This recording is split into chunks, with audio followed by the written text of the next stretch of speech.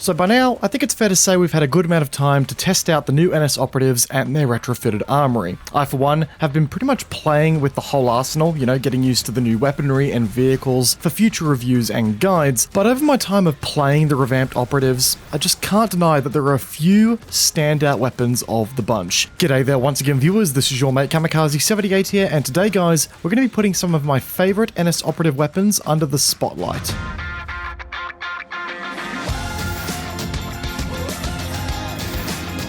So once again everyone, just quickly, I know that we're all waiting for those weapon reviews to come out, and trust me, I want them out as fast as possible here as well. We're all just waiting on the API to be all fixed up so we can actually retrieve those all-important stats that we like to go over in the videos themselves. But in the meantime, I wanted to take the opportunity to have a quick look at some of the weapons that are quickly becoming my go-to picks, my highlights of the collection, if you will. There's so many weapons in the arsenal now to spend your certs on, and with a lot of people coming across to the NS Operatives faction for the first time since they went free to play, there's going to be a lot of low-end battle rank characters out there that are going to be a little strapped for certs. So let's have a chat about where to spend some of your hard-earned certs from a weapons perspective if you were me. And just to make things a little confusing here, let's start off with the default weapon that'll cost you no certs to unlock. The XMG 100, aka the default LMG available to the heavy assault. I know, seems a bit counterintuitive considering I literally just said we were going to be talking about weapons that are good to spend your certs on. But the point I want to make here, guys, is that while yes, it's exciting to go out and buy a bunch of new weapons with your hard-earned certs, in the LMG category for the NSOs, you really don't have to, and you shouldn't get too excited about skipping out from this LMG because it is a true beast. Now sure, it isn't breaking any records in the damage output department at all, with a 143 maximum damage in tandem with a 714 rounds per minute fire rate. It's not exactly keeping up with the other cornerstone LMGs in the game like the MSWR, the Orion and the T9 Carve, because the rate of fire is slightly decreased by comparison. But where this LMG does outperform everything else in spades is in the accuracy department. And man, is this thing a true laser beam. The gameplay you're seeing should probably be telling you that already, but if not, let me spell it out for you. This is one of the easiest LMGs in the game to chain headshots with when it comes to a rate of fire of 700 rounds per minute and above. Now sure, the Orion, yeah, it's accurate as all hell, but this LMG just hits different. All you need to do is point your crosshair at a target's thinking dome and watch them drop at ridiculous speeds with very little effort needed from yourself. The best part about this thing here as well, especially in comparison to its more mobile Orion and MSWR counterparts, is the benefit of coming with 30 additional rounds in a magazine before needing to reload. Sure, this comes at the cost of reload time, by a considerable margin as well, but if you learn to make the most of your additional magazine size here, then this is the weapon that can really outstay its welcome from time to time. Sure, it also sports a hipfire accuracy, that means you can pull off some incredibly dodgy kills that'll even leave yourself scratching your head, wondering what the hell just happened. So,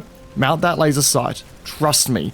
Even when hip firing, just go for the headshots and watch the bodies fall. There is absolutely no need to rush to another LMG while you have this thing. It's one of my most enjoyable Iraq sims I've done lately. Just take your time and enjoy it. You'll thank me later. But okay, let's have a chat about some of the other standout weapons in the arsenal. And unfortunately, the rest of these are going to cost you a pretty penny. But it's okay, because we've saved all those certs after playing Farming Simulator with the XMG 100, so it all works out. Let's talk about the weapon that I really didn't expect to like as much as I did. The PMG 3XB, aka the 3-round burst SMG. As I said, really didn't expect this weapon to take much of my fancy when the update first hit, but it's safe to say I've never been happier to be proven wrong. This little guy here kicks out a respectable 150 damage at its maximum, and it doesn't take the crown for the heaviest hitting SMG in the game, but it does come in at the pointier end of the stick. But the fact that it's a 3-round burst SMG does some interesting things for its flexibility and sort of puts it closer in line as a pseudo carbine in some situations.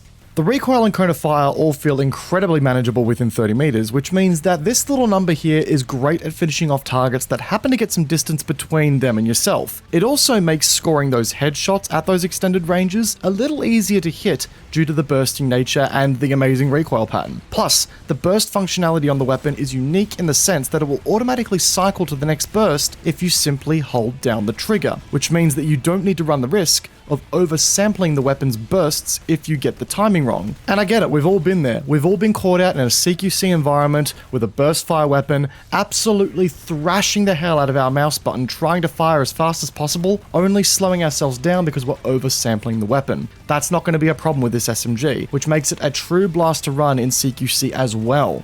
So yeah, if you're looking for an unorthodox approach to the SMG world, this is actually a top tier pick, and is quickly becoming my favorite SMG available to the NSO, and definitely one of my favorite SMGs in the game as a whole.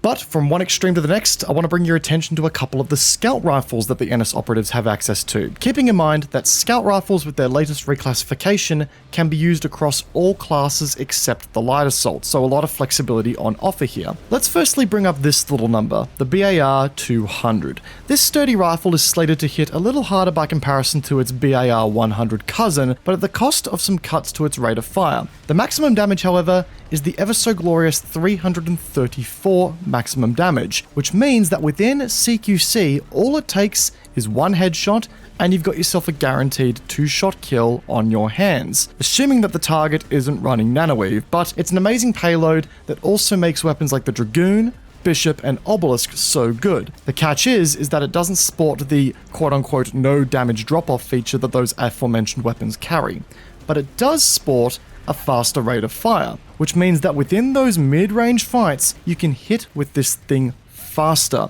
especially if you keep your crosshair on target between shots quickly. I've seen this thing get used a lot to a great effect in an aggressive way, while keeping your options open for longer range skirmishes, and I've honestly just found it a lot more satisfying to use over the BAR 100. Sure, the BAR 100 is nice, it's closer to, say, like a Warden, but it just doesn't bring about the same rush of endorphins that the 200 does in my opinion. So for all of you budding marksmen out there, I can really recommend the BAR 200 for all of your medium to close quarters needs. Which I'll admit probably spoils where we're going to be going next, considering I did mention that we'd be going over a couple of scout rifles in the video, but I think you all should have probably seen this coming anyway. The next bundle of joy I want to draw some attention to is the BAR A75, which, for those who don't know, has kind of been labelled the pocket Gauss-Saw, and for good reason to be completely honest. This is the only automatic scout rifle in the game that sports a damage model in excess of a 143 maximum damage. In fact, it goes all the way to 200 damage within 15 meters,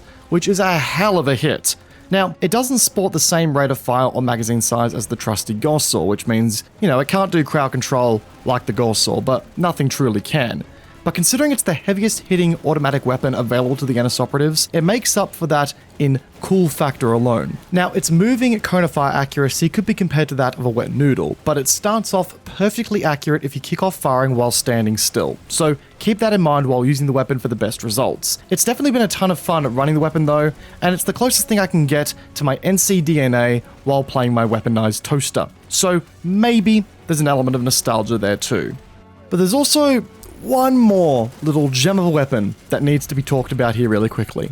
The CBX-75, which is a weapon that takes on a lot of resemblance to the GD7Fs and Serpents of the world with its 143, 800 rounds per minute damage model. Yes, the rate of fire is a little on the shorter end of the stick by comparison, but that's the NSO faction trait in favor of longer maximum damage ranges and accurate recoil patterns, which bodes well for the CBX-75. This thing spits out lead quickly enough, and it does so with a very agreeable hipfire accuracy that makes it a gem for light assaulting with in particular, but the one place the weapon shines is its reload time. There is not a single carbine in the game that has a damage to rate of fire model that also sports a reload time as quick as this, which, to clarify, is only 2.15 seconds at its best or 2.45 seconds at its worst.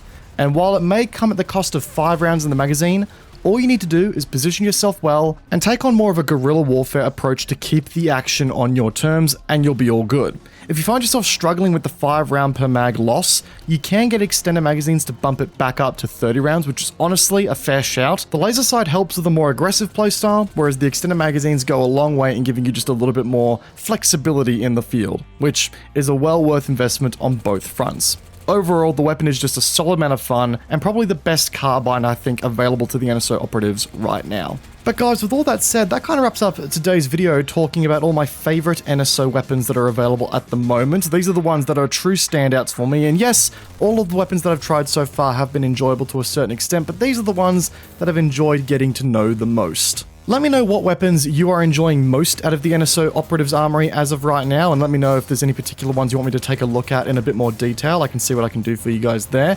As always, if you enjoyed the video, hit the like button. It goes a long way to supporting the channel, and if you're new to the channel, consider subscribing. Also goes a long way to support the channel, and it means you stay up to date with whenever we release a video in the future. As always, guys, social media links are linked down below, including my Twitch, Discord, and Twitter. It'd be great to see you guys there. Once again, guys, hope you have a good one. Peace out, and I'll see you guys all in the next one. Take care, guys. Have a good one.